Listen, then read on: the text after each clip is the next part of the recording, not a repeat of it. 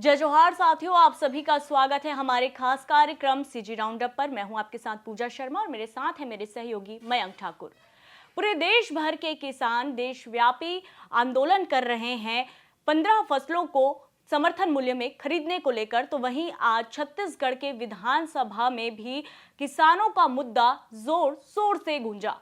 कांग्रेस विधायक संगीता सिन्हा ने किसानों के लिए आवाज उठाई और धान की तरह ही चने को भी समर्थन मूल्य में खरीदने की बात उन्होंने साय सरकार से कही है। सुनिए उन्होंने क्या कुछ कहा। मैंने आज क्वेश्चन लगाया था कि हमारे जो छत्तीसगढ़ प्रदेश में चने का रकबा बढ़ा है और जो आज की स्थिति देखते हुए कि जो वाटर लेवल की स्थिति डाउन हो रही, तो सभी किसान चने की ओर ज्यादा प्रोत्साहित हो रहे हैं। तो मैंने मांग किया है कि हमारे प्रदेश में एक तो चना को समर्थन मूल्य में खरीदा जाए और साथ में चना खरीदी केंद्र, जो दलहन तिलहन का केंद्र, उसको हर प्रदेश में खोला जाए, क्योंकि चना का रकबा बढ़ चुका है। इस बार 2,54,901 हेक्टेयर में है, जबकि दलहन जो मूंग है, उड़द है, ये सब कम है। उसके बाद उसको समर्थन मूल्य में खरीदा जा रहा है और चना का खरीदी नहीं हो रहा है। तो इसका मांग हमने विष्णुदेव साय सरकार से किया है और आशा और विश्वास है कि चना को भी समर्थन मूल्य में खरीदा जाएगा और चना जो दलहन खरीदी केंद्र खोला जाएगा। तो आप सुन रहे थे संगीता सिन्हा को। इसके अलावा और भी किसानों के मुद्दे हैं जो आज सदन में जमकर गूंजे। इसके बारे में ज्यादा जानकारी देंगे हमारे सहयोगी मयंक ठाकुर।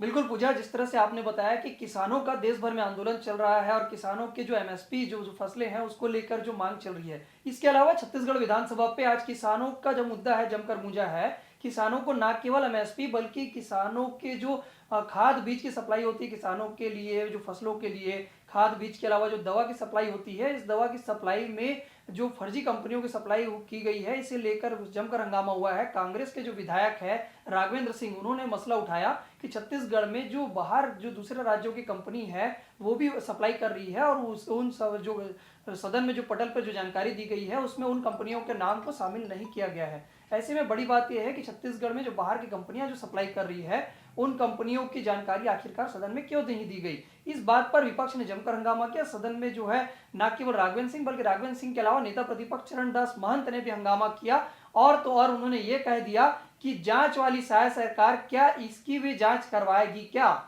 तो इस पर जो है कैबिनेट मंत्री बृजमोहन अग्रवाल ने करारा जवाब दिया और कहा कि जो ये पिछली सरकार का मसला है और तौर उन्होंने ये कह दिया कि हमारी सरकार यानी बीजेपी की सरकार जो है वो किसानों के हर वादों को पूरा करेगी, किसानों के साथ किसी भी तरह का अन्याय नहीं होने दिया जाएगा। सुनते हैं बृजमोहन अग्रवाल ने क्या कहा। इस भारतीय जनता पार्टी की सरकार में किसानों के साथ कोई अन्याय नहीं होगा। बस हम 2100 रुपए में धान खरीद रहे हैं, हम 2100 रुपए 21 क्विंटल खरीद रहे हैं, 2100 रुपए में दे रहे हैं। 2100। इन्होंने 2 साल बोनस की घोषणा की, इन्होंने 2 साल का बोनस नहीं दिया, वो भी हमने उनके खाते में पहुंचा दिया। ये पहली सरकार है, ये 5 साल में अपने वादों को पूरा नहीं कर पाए, उन वादों को हम पूरा कर रहे हैं और उसके बाद में बड़ी बड़ी बात कर रहे हैं।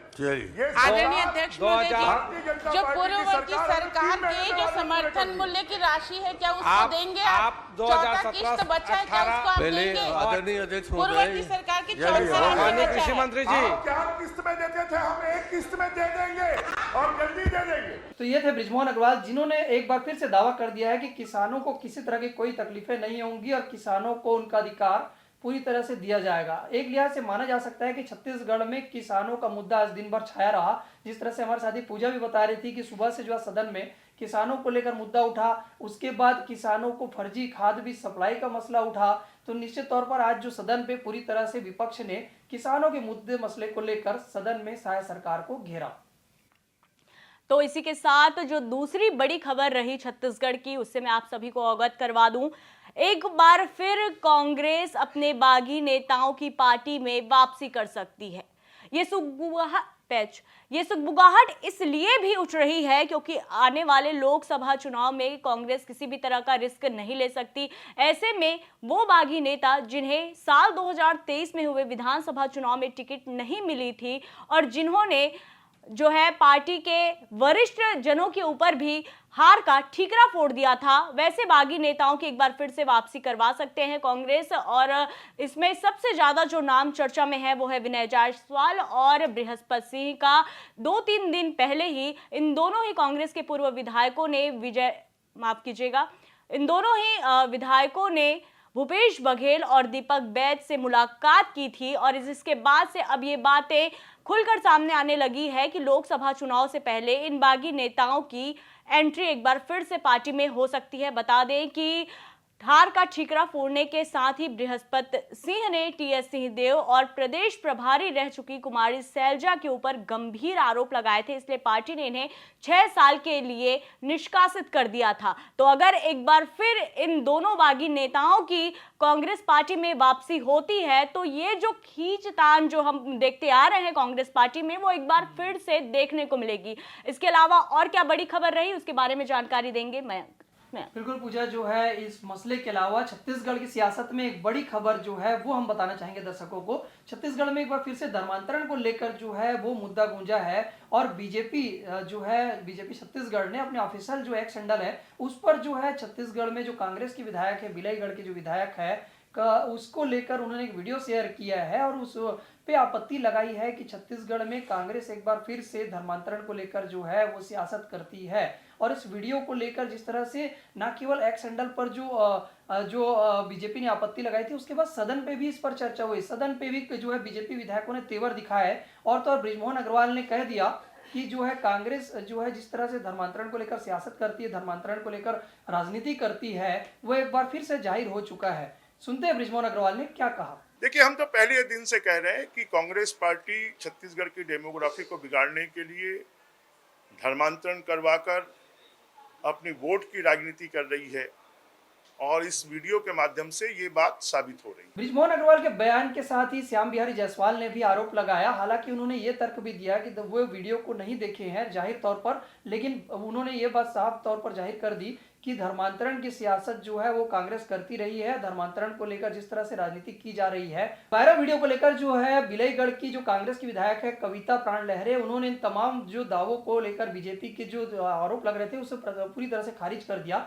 उन्होंने कहा कि जो है बीजेपी पूरी तरह से धर्म पे आधारित राजनीति करती है, वो सर्व धर्मों को मानती है, सभी समाज के कार्यक्रमों में जाती है, जनप्रतिनिधि होने के नाते उनको सभी धर्म के कार्यक्रम में जाना होता है। इसे दूसरी तरह से प्रचार किया जा रहा है। और तो उन्होंने ये भी कहा कि मैं हिंदू हूं, मैं सतनामी समाज की जो नाते सतनामी समाज का प्रतिनिधित्व करती हूं और सभी समाज के कार्यक्रम में मैं आती जाती रहती हूं और मैं एक समाज की बेटी हूं, बहू हूं। मुझे इस तरह से दुष्प्रचारित किया जाना ठीक नहीं है और इसके लिए उन्होंने बीजेपी के तमाम आरोपों को सिरे से खारिज किया है। लेकिन इस तमाम जो है घटना के बाद एक बात तो साफ तौर पर जाहिर हो जा रही है कि छत्तीसगढ़ की राजनीति में एक बार फिर से धर्मांतरण को लेकर सियासत तेज हो गई है और विधानसभा चुनाव को लेकर में जिस तरह से बीजेपी ने आरोप लगाया था धर्मांतरण को लेकर, अब लोकसभा चुनाव के पहले भी इस तरह के आरोप प्रत्यारोप के जो है वो कहीं ना कहीं छत्तीसगढ़ की सियासत में गूंजने लगे हैं।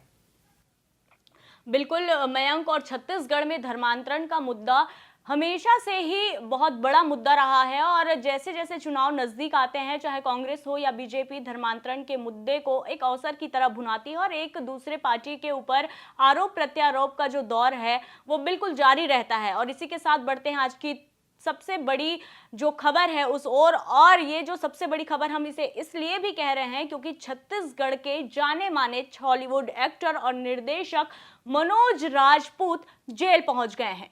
उनके ही परिवार की एक रिश्तेदार युवती ने 29 वर्षीय युवती ने उन पर रेप और अप्राकृतिक तरीके से दुराचार करने का आरोप लगाया है। युवती का कहना है कि शादी का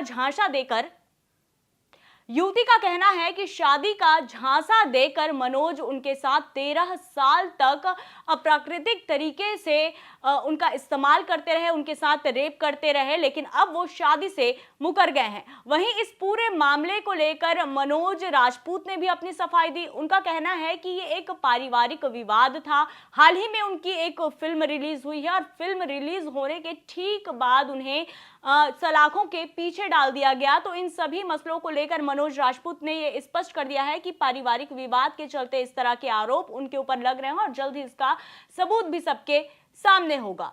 तो ये थी आज की दिन भर की सबसे बड़ी खबर जिसने छत्तीसगढ़ का पारा हाई कर रखा था। तो फिलहाल आज के इस कार्यक्रम में इतना ही। कल फिर से छत्तीसगढ़ की प्रमुख खबरों के साथ हम आपके सामने उपस्थित होंगे। तब तक के लिए मुझे और मेरे सहयोगी मयंक को दीजिए इजाजत। जय जोहार, नमस्कार और देखते रहिए सीजी राउंडअप।